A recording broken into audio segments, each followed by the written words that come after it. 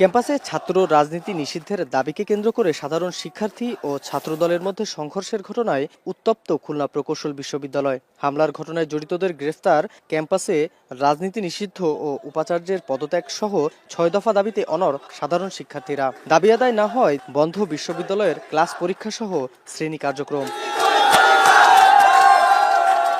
বুধবার সকাল থেকে ফের ক্যাম্পাসে সমবেত হন সাধারণ শিক্ষার্থীরা। বিশ্ববিদ্যালয়ের মেডিকেল সেন্টারের সামনে পাহারা বসিয়ে উপাচার্যকে অবরুদ্ধ করে রাখেন তারা। এ সময় উপাচার্য, উপ উপাচার্য ও ছাত্র কল্যাণ পরিচালকের পদত্যাগের দাবি আদায় না হলে কঠোর আন্দোলনের হুঁশিয়ারি দেন তারা। ৬টা দাবি আছে, যেটা না মানলে আমরা কোনোদিন ক্লাস করব না। আমাদের ক্যাম্পাসের সব ধরনের একাডেমিক কার্যক্রম বন্ধ থাকবে। শিক্ষার্থীদের দাবির সঙ্গে সংহতি জানিয়ে দুপুর ১২টার দিকে বিবৃতি দেন শিক্ষক সমিতির সাধারণ সম্পাদক। আমাদের ছাত্রদের গায়ে হাত দেওয়া হয়েছে, অস্ত্র চালানো হয়েছে। এটা কোনো পরিস্থিতিতেই এটা আমরা সমর্থন করতে পারি না।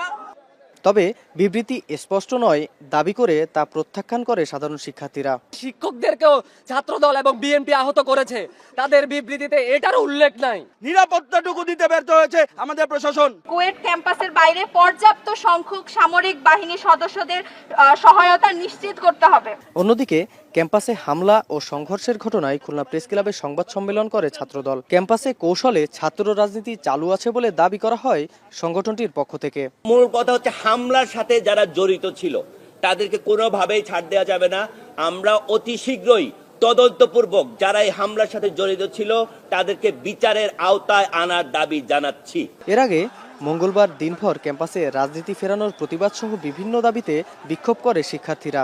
এ সময় ছাত্রদল হামলা চালালে দুপক্ষের সংঘর্ষে ক্যাম্পাস রণক্ষেত্রে পরিণত হয়।